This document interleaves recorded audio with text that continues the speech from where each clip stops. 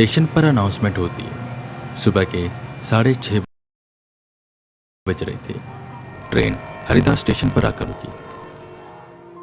लोगों की भीड़ ट्रेन से उतरने लगी, पर चढ़ने वाले लोग काफी कम थे।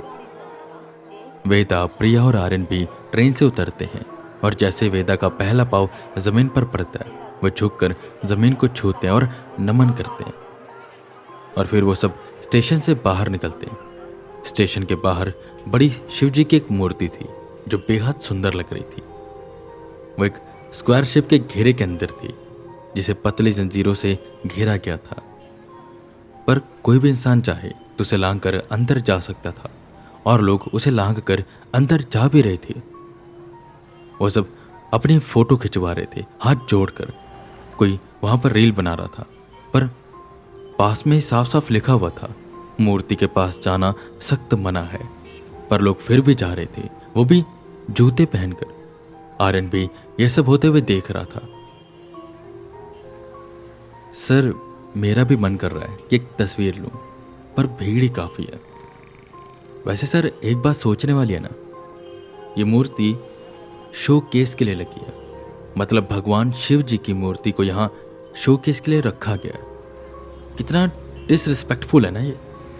और ऊपर से लोग देखिए कैसे रिएक्ट कर रहे हैं, बिल्कुल गवारों की तरह। जिस पर वेदा उन सबको देखते हुए कहते हैं, ये भक्त है नहीं, भक्त हैं बस ये दिखा रहे हैं।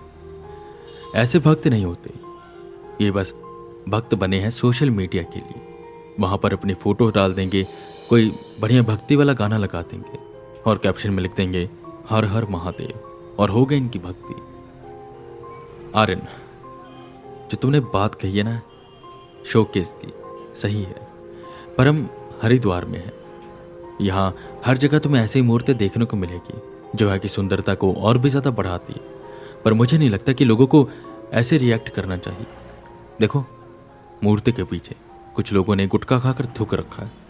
विदेश से भी यहाँ पर लोग आते हैं और यहाँ पर आके वो क्या देखेंगे, ये सब। मुझे तो एक चीज समझ नहीं आती, लोग जब भी ऐसी चीजों को देखते हैं कहते हैं कि एजुकेशन इज इम्पोर्टेंट। एजुकेशन जरूरी है बहुत, बट मुझे लगता है कि उससे ज्यादा जरूरी है सिविक सेंस। बेसिक मैनर्स नहीं है इनको। सब पढ़े लिखे लोग ही हैं, देख रहे हो ना, पर क्या पढ़ पा रहे हैं कि वहां पर लिखा हुआ है मूर्ति के पास जाना सख्त मना है? नहीं ना। हम बस अपने इतिहास को लेकर अपनी छाती फुलाते रहते हैं। हम विश्व गुरु रहे, हम ये करते हैं, हमारी सबसे पहले की सभ्यता है, ठीक है। पर अभी क्या, जब भी हमारे ऊपर कोई रेसिस्ट कमेंट करता है, हम अपनी हिस्ट्री की बुक खोल लेते और बताने लग जाते कि हम क्या थे। पर वर्तमान क्या, कोई बेसिक मैनर्स नहीं, सिविक सेंस नहीं। कितने लाउड हैं हम। और अदर कंट्री देखो, चाहे उनके देश के पास हमारे जितनी बड़ी हिस्ट्री ना हो, पर उनका प्रेजेंट देखो, हमसे बेटर है वो, काफी बेटर। इसलिए नहीं कि वहाँ की गवर्नमेंट बहुत अच्छी है, वहाँ ये है, वहाँ वो है। वहाँ के लोगों को बेसिक मैनर्स है, उन्हें अपनी मोरल ड्यूटी पता है। पर यहाँ पर कुछ हो ना हो, बस गवर्नमेंट को ब्लेम करते रहेंगे और गवर्नमेंट पर डिपेंडेंट रहेंगे। ये कर दो, वो कर दो। बेसिक जरूरतों को ये लोग पूरा नहीं करना चाहते, बस ब्लेम ब्लेम खेलेंगे। खैर, इन सब पर बोलने को हो तो बहुत सी चीजें, पर क्या फायदा।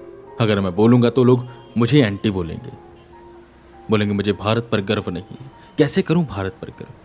बस क्या मैं पुराने भारत पर गर्व करता रहूंगा, या मुझे नए भारत पर भी गर्व करने का मौका मिलेगा? चीजों में सुधार आ ही नहीं रही है, लोगों के अंदर कोई भी सेंस नहीं है। क्या करना चाहिए, क्या सही है, क्या गलत है। बस एक सही बात बताओ ना, ये जो लोग हैं ना, ये हमारे इतिहास को भी खराब कर देंगे। फॉरेन के लोग सोचेंगे, क्या सच में हमारा इतिहास ऐसा है भी, या हम बस इसे एक चादर बनाकर ओढ़ लेते हैं जब भी हमें कोई मैनरलेस या अनहाइजेनिक बोलता है। खैर छोड़ो, चलते हैं। जितना यहां पर रुकेंगे उतना ही दिमाग खराब होगा। वेदा का मूड ये सब देखकर काफी खराब हो गया। और होता भी क्यों ना, सुंदर हरिद्वार केवल एक अब ट्रैवल स्पॉट बन चुका था। गंगा जो इतनी पावन, इतनी सुंदर हुआ करती थी, लोगों ने उसे गंदा कर दिया था। नहाते वक्त वो उसमें अपने गंदे कपड़े धो लेते थे और आखिर में ब्लेम किसे करते थे? सरकार को और एक दूसरे को। पर ये जिम्मेदारी सबकी बनती है कि हम अपनी नदियों को साफ रखें, आसपास कचरा ना फेंकें, कूड़े को डस्टबिन में डालें। पर ऐसा तो बहुत कम लोग करते हैं यहाँ पर ना। जहाँ सड़क पर चलते चलते जहाँ पाएंगे गुटखा थूक देंगे, जहाँ जगह देखेंगे रोड के साइड पर या कहीं भी सिर्फ खोल कर खड़े हो जाएंगे। और फिर हम रिस्पेक्ट चाहते हैं पूरी दुनिया की। कमाल है। किल से वेदा बस एक ऑटो रोक कर उसमें बैठ जाते हैं। उनके एक साथी का यहाँ पर आश्रम था, वहां पर वो जाने का प्लान करते हैं। खैर कुछ देर बाद वो वहां पर पहुंचते हैं। काफी ट्रैफिक था रास्ते में, तो उन्हें देर हो गई थोड़ी। काफी बड़ा और सुंदर आश्रम था। वहीं पर वो रुकने का फैसला करते हैं। कुछ पैसे डोनेशन बॉक्स में डालते हैं। 2 कमरे लेते हैं, एक प्रिया के लिए और एक खुद के और आर्यन के लिए। पूजा का वक्त हो चला था, तो वो सब जाकर नहाते और फ्रेश होकर नीचे आ जाते। आश्रम में मंदिर बना हुआ था सुंदर सा, जहां पंडित जी बस पूजा कर ही रहे होते हैं। उन्होंने आरती गानी शुरू की थी कि तभी एक तरफ से म्यूजिक की आवाज आने लगी। यह आवाज आश्रम से ही आ रही थी। वेदा का ध्यान टूटा। उन्होंने यहां वहां देखा तो दूसरे फ्लोर के एक कमरे से यह आवाज आ रही थी। कोई तेज गाना बजा रहा था, वो भी अश्लील गाना। पूजा के समय यहाँ पर लड़कियां भी थी और बच्चे भी, उसी में से अभद्र गाने। वेदा का खून और भी ज्यादा खोलने लगा। वो तुरंत ऊपर गए और उन्होंने दरवाजा खोला तो अंदर 3 से 4 लड़के थे जो स्पीकर पर गाना सुन रहे थे और नाच रहे थे। ये होटल नहीं, आश्रम है। पर हाँ, ये होटल से सस्ता होता है और बहुत से जरूरतमंद यहाँ पर फ्री में रह सकते हैं। खाने की सुविधा भी होती है। पर ऐसे कुछ लोग इन सब सुविधाओं का नाजायज फायदा उठाते हैं। जब से वेदा हरिद्वार में आए थे, उनके गुस्से का स्तर बढ़ता जा रहा था और अब वो गुस्सा फट चुका था। उन्होंने स्पीकर उठाकर नीचे फेंका, जिससे वो चूर चूर हो गया। एक लड़का उठा और वेदा के पास आया। उसने वेदा के कॉलर को पकड़ा और कहा, hey dude, what's wrong with you? इसके पैसे अब क्या तू देगा? मार्शल का था, पता कितना बड़ा ब्रांड है वो, और उसके स्पीकर कितने महंगे आते हैं। जिस पर वेदा उसका हाथ अपने कॉलर से हटाते और कहते हैं, अगर इतने महंगे स्पीकर अफोर्ड कर सकते हो तो किसी बड़े होटल में जाकर भी रुक सकते हो ना। यहां पर आकर यहां की मर्यादा भंग क्यों कर रहे हो? जिस पर एक लड़का हंसते हुए उठा और वेदा के मुंह के पास आते हुए बोला, चिल अंकल, होटल्स अवेलेबल नहीं थे और हमें भी कुछ शौक नहीं हरिद्वार में रुकने का। हमें तो मसूरी जाना है, बसेस अभी अवेलेबल नहीं है। कल सुबह बस मिलेगी, वहां से चले जाएंगे। किसी तरह यहां पर रुक रहे हैं और आप बहुत ज्यादा नहीं बोल रहे हैं क्या? अपने गुस्से को थोड़ा बाहर फूंको, वरना जो छुरकी है ना आपकी, इस पर हम आग लगा देंगे। आसमान में जाकर किसी पटाखे की तरह फटोगे। वेदा की शिखा को छूते हुए उसने कहा। सिगरेट की बदबू उसके मुंह से आ रही थी। बस यहां पर वेदा के सबर का बांध टूटा। वो एक एक को पकड़कर मारने लगे और धक्के मारकर उन्हें आश्रम से बाहर फेंक दिया। क्या लगा पंडित हूं, दबा लोगे? प्यार से बात करता हूं तो क्या अन्याय करोगे? पंडित हूं, शास्त्र के साथ साथ शस्त्र का भी ज्ञान रखता हूं। अगर तुम्हारी वजह से मैं अपने मुंह से कोई अपशब्द नहीं निकालना चाहता, इसलिए अपना सामान उठा और दफा हो जाए यहां से। वो सब उठकर भागे।